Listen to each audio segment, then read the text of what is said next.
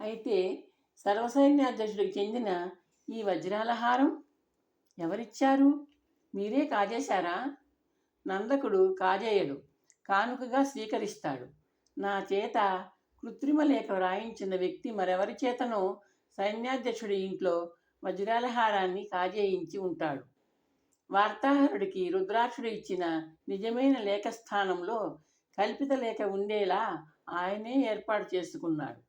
వార్తాహరుడు నగరరక్షక వేగులకు దొరికిపోయే ఏర్పాటు ఆయనే చేసుకున్నాడు. ఇదిగో ఈ 9 పేరుల ముత్యాల హారం ఆయనిచ్చిన కానుకే. కొసరు కింద 1000 బంగారు నాణేలు లాగేశాను. ఇంతకీ ఆ వ్యక్తి ఎవరు? లవంగి ముత్యాల హారాన్ని 2 చేతులతో అందుకుంటూ అంది. తల్లిదండ్రుల మీద, మన వంశ మూలపురుషుల మీద, కామరూపాంబికా దేవత మీద, అన్నింటికన్నా ముఖ్యంగా నా ఆరో ప్రాణమైన లవంగి మీద ప్రమాణం చేసి ఎవరికీ చెప్పనని ఆయనకు వాగ్దానం చేశాను. లవంగి చిన్నగా నవ్వింది. వస్తువులు, ధనము దానం చేస్తే తిరిగి తీసుకోలేం.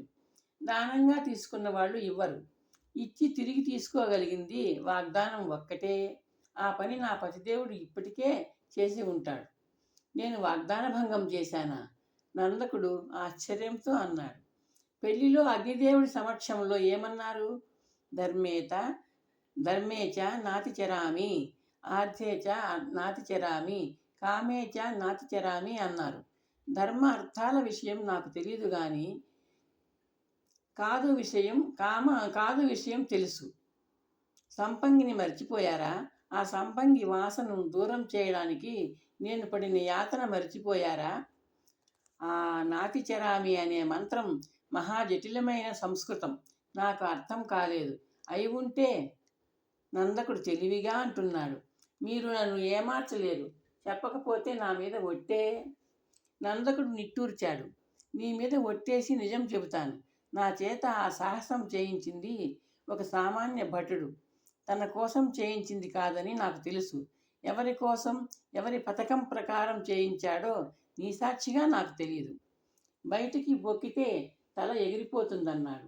నన్ను నమ్ము. నీ కడుపున పుట్టబోయే బిడ్డ మీద ప్రమాణం చేసి చెప్తున్నాను. అతి ప్రమాదకరమైన రహస్యం వెనుక ఎవరున్నారో తెలీదు.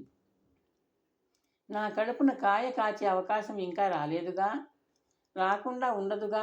నందకుడు నవ్వుతూ అన్నాడు. ఆభరణాలు ఒళ్ళో వాలాయి. అలంకరించుకో, ఆనందించుకో. భయం లేదుగా. ఎందుకు భయం? రత్నహారం నిండు సభలో రాజుగారు స్వయంగా బహుకరించారు. వజ్రాల హారం తనదే అని రుద్రాక్షుడు అంగీకరించాడు. అయితే నాకు తాను ఇవ్వనే లేదన్నాడు. హారం తనదే అన్న మాటను మహారాజు గారు నమ్మారు. తాను ఇవ్వలేదన్న మాటను నమ్మలేదు. దానిని నన్నే తీసుకోమన్నారు. రాజద్రోహి అని నిరూపించినందుకు ఇంక ముత్యాల హారం 3వ వ్యక్తిది. భటుడి ద్వారా నా చేతికి వచ్చింది. ఎందుకైనా మంచిది, దాన్ని బహిరంగంగా ధరించవద్దు, నందకుడు వివరించాడు. లవంగి 3 హారాలను నగలపెట్టిలో పెట్టి మూత మూసి భర్త వైపు తిరిగింది. సర్వ సైన్యాధ్యక్షుడు రుద్రాక్షుడు గారు నేరం చేయకుండానే శిక్ష అనుభవిస్తున్నాడు. తల్లి లేని ఆయన పిల్లలు కూడా. నందకుడు చిన్నగా నవ్వాడు. పిచ్చిదానా, ఈ జన్మలో ఈ ఉద్యోగంలో చేరి నేరం చేసి ఉండకపోయి ఉండొచ్చు. గత జన్మలో తప్పకుండా చేసి ఉంటాడు. కర్మ బట్టి కుడుపుతుంది. నీ సంగతి తీసుకో. ఈ నగలు కావాలని నువ్వు అనుకోలేదు, అడగలేదు. వచ్చి ఒళ్ళో వాలాయి. ఎందుకు? గత జన్మ పుణ్యకర్మ. అప్పుడు ఇచ్చావు, ఇప్పుడు పుచ్చుకున్నావు. అర్థమైందా? కర్మ అర్థం కాలేదు కానీ నా మొగుడి తెలివి అర్థమైంది. లవంగి చిరునవ్వుతో అంది. నన్ను చేపట్టిన చెయ్యి బంగారు చెయ్యి. నందకుడు సగర్వంగా నవ్వాడు. రేపు ఉదయం శుభముహూర్తాన నీ పతిదేవుడి బంగారు చెయ్యి కదలబోతోంది. రాకుమారి లాలసాదేవి భవిష్యత్తును లిఖిస్తుంది. యువరాణి భవిష్యత్తునా? లవంగి ఆశ్చర్యంతో అంది. జాతకమా? అది యువరాణి పుట్టినప్పుడే ఆస్థాన జ్యోతిష్కుడు.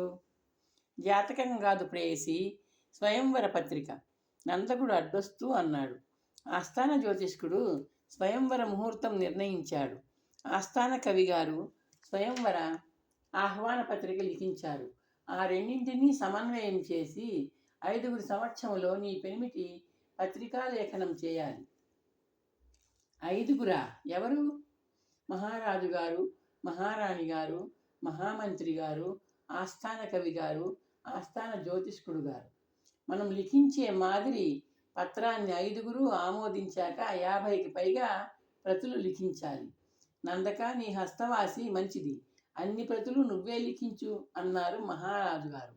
నా చేతికి కంకణము, నీ కంఠానికి హారము కానుకగా వాలడం సత్యం. నందకుడు లవంగిని శయనాగారం వైపు నడిపిస్తూ సగర్వంగా అన్నాడు. రాకుమారి లాలస నిలువుటద్దం ముందు నించుంది. ప్రతిబింబం ఆమె వైపు చిరునవ్వు చిందిస్తోంది. లాలస చూపులు ప్రతిబింబాన్ని నకసిక పర్యంతం పరిశీలనగా కొలత వేస్తూ ఉండిపోయాయి. పసుపుపచ్చ రంగు చీనాంబరంలో ఆమె శరీరం దాగుంది. ఉన్నట్టుండి వాతాయనంలోంచి గాలి దూసుకొచ్చింది. లాలస మీదున్న మేలి ముసుగును తొలగించి కింద పడేసింది. రాకుమారి సమీపంలో ఉన్న చెలికెత్తెలు చెపల చెంచల పక్కున నవ్వారు. ఎందుకే పకపకలు? లాలస అడిగింది. మేలి ముసుగు గాలి తాకిటికి పడిపోయాక మిమ్మల్ని చూస్తుంటే మన ఆస్థాన కవి నిరంకుశ భట్టు గారి ప్రబంధం ప్రమద సుధావర్ణంలోని పద్యభావం గుర్తొచ్చి నవ్వొచ్చింది. అమ్మాయి గారు, చెపల అంది. నీకు కూడా గుర్తొచ్చిందేమే? రాకుమారి చెంచలను అడిగింది. గుర్తు రాలేదు కానీ నవ్వొచ్చింది అమ్మాయి గారు, చెంచల అంది. ఏ చెపల, ఏమిటా పరధ్యానం? ఆ పద్యమేదో నన్ను చూసి నవ్విందా? అది ఆ ప్రబంధంలో నాయిక ప్రమదిని హంసతూలికా తల్పం మీద అలవోకగా పవళించి ఉంటుందమ్మా. వాలు జడ ఆమె ముందు భాగంలో ఉంటుంది. అది జంట పుట్టల మధ్య పడుకున్న నల్లత్రాచులా ఉంది అన్నారమ్మా కవిగారు వర్ణిస్తూ. అయితే ఇప్పుడు తమ వాలుజడ కూడా ముందే ఉందమ్మా. ఆ ప్రబంధ నాయక జడలాగే, కాకపోతే ఆమె పవళించి ఉంటుంది, మీరు నిలుచున్నారు, అంతే తేడా. వాలుజడ ఎక్కడుందో మీరే చూసుకోండి. చాలు, అర్థమైంది, ఆపే. రాకుమారి లాలస చిరుకోపం నటిస్తూ తన ముందు నల్లత్రాచులా వేళ్లాడుతున్న జడను వెనక్కు విసురుకుంది. మహారాణి గారికి చెప్పి ఇద్దరికీ పెళ్లి చేయిస్తాను. ముందు వడ్డాణం పెట్టండి. రాకుమారి లాలస ముందు 7 బంగారు పళ్ళేళ్ళు రకరకాల నగలున్నాయి. ఒక పళ్ళెం నిండుగా వడ్డాణాలు. వడ్డాణాలన్నీ పెద్దవిగా ఉన్నాయి అమ్మాయి గారు, చెపల అంది.